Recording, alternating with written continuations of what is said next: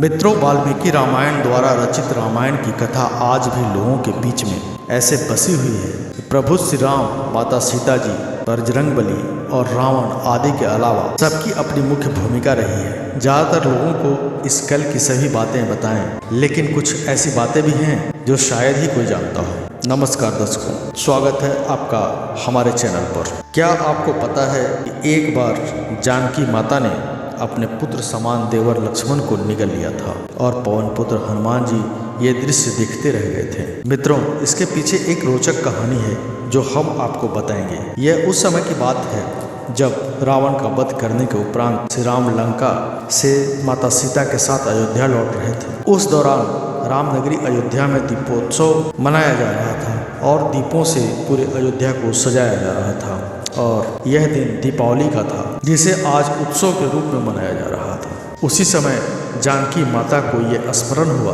कि वनवास जाने से पूर्व मैंने सरयू नदी से यह वादा किया था कि अगर पुनः लौट करके अपने पति के साथ और देवर के साथ सकुशल अयोध्या वापस आऊंगी तो आपकी पूरी विधि विधान से पूजा अर्चना करूंगी। यह सोचकर माता सीता ने लक्ष्मण जी के साथ लेकर रात्रि में सरयू नदी के तट पर पहुंची। उन्होंने सरयू की पूजा करने के लिए अपने देवर से जल आने के लिए कहा। भगवान लक्ष्मण जल लाने के लिए घड़ा लेकर सरयू नदी में उतर गए। वे घड़े में जल भर ही रहे थे कि तभी अचानक नदी के अंदर आगासुर नाम का एक राक्षस निकला जो लक्ष्मण जी को निगलने के लिए आगे बढ़ रहा था। परंतु तभी भगवती सीता ने यह दृश्य देखा और उन्होंने लक्ष्मण को बचाने के लिए स्वयं लक्ष्मण को निगल गया।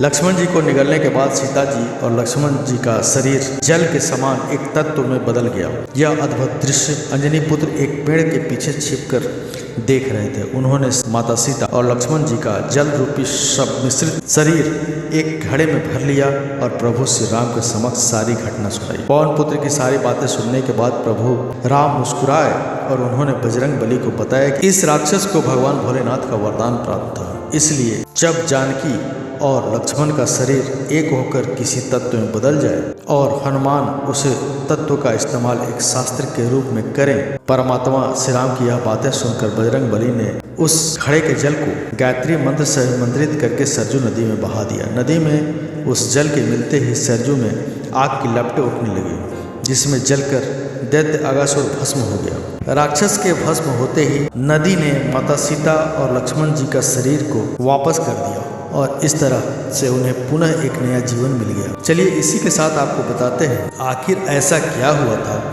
जो माता सीता को लक्ष्मण जी के लिए खींचनी पड़ी थी सीता रेखा। बता दें कि लक्ष्मण जी भगवान श्री राम के छोटे भाई तथा शेषनाग के अवतार थे। लक्ष्मण जी प्रभु श्री राम माता सीता को अपनी माता और पिता के समान मानते थे, किंतु एक पल उनके जीवन में ऐसा आया जब उन्होंने स्वयं को एकदम कमजोर महसूस किया था। यह वह पल था जब माता सीता ने उनके सामने सीता रेखा खींची थी और उन्हें सीमाओं में बंद कर दिया था। लंका युद्ध खत्म होने के बाद भगवान श्री राम के राज्याभिषेक होने के कुछ दिनों के उपरांत अयोध्या की प्रजा द्वारा माता सीता की पवित्रता पर प्रश्न उठाए जाने के लगे और जब इस बात का पता माता जानकी को चला तो उन्होंने स्वयं ही प्रभु राम के द्वारा अपना त्याग करने और वन में जाने का फैसला किया। भगवान राम ने उन्हें रोकने का बहुत प्रयत्न किया, लेकिन माता सीता उन्हें अपने वचनों में बांधकर वन की तरफ प्रस्थान कर गई और इस बात की जानकारी किसी को नहीं थी। केवल लक्ष्मण जी को माता सीता को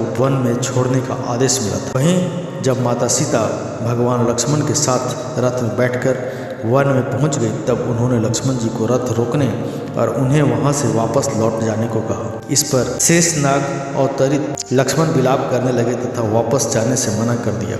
उन्होंने माता जानकी से कहा कि वे उन्हें अकेले वन में नहीं जाने देंगे और वे भी उनके साथ चलेंगे तथा एक पुत्र की तरह उनकी सेवा करेंगे। लक्ष्मण जी की यह बातें सुनकर माता सीता ने उन्हें समझाने का प्रयत्न किया तथा वापस लौटकर भगवान श्री राम की सेवा करने को कहा, लेकिन भगवान लक्ष्मण वहां से जाने को तैयार ही नहीं हुए। वह अपनी बात पर अडिग रहे और कहा कि वह यहाँ से नहीं जाएंगे तथा माता सीता की सेवा करेंगे। जब माता जानकी ने देखा कि लक्ष्मण जी ऐसे नहीं मानेंगे तब उन्होंने श्री राम के अनुज के सामने एक पेड़ की डाली रखी और कहा कि जिस प्रकार एक दिन उन्होंने माता सीता के लिए रेखा खींची थी और उसे पार करने से मना किया था, उसी तरह माता ने भी लक्ष्मण जी के सामने रेखा खींची तथा एक माता होने के नाते उन्हें आदेश और शपथ देती हैं वे इसे लांघकर उनके पीछे नहीं आएंगे। इतना कहकर भगवती माता उसे डाली को पार करके वन की तरफ चली जाती है। लक्ष्मण जी को अपनी माता के समान माता सीता से आदेश मिला था, जिसके चलते वे बिल्कुल निराश थे। यह वह समय था जब चाहकर भी वे उस रेखा को पार नहीं कर सकते थे, इसलिए उन्हें न चाहते हुए पुनः अयोध्या लौटना पड़ा। जानकी माता सीता और भगवान राम वन से जुड़ी कुछ रोचक बातें यदि आपको पहले से किसी बात की जानकारी थी तो नीचे हमें कमेंट करके ज़रूर बताएं। आज की इस वीडियो में बस इतना ही।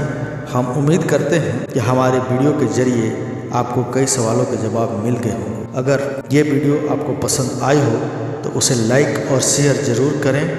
अगर आपने हमारे चैनल को सब्सक्राइब नहीं किया है तो सब्सक्राइब ज़रूर करें। इसके साथ ही मुझे दीजिए इजाज़त। इस वीडियो को अंत तक देखने के लिए आपका बहुत बहुत शुक्रिया।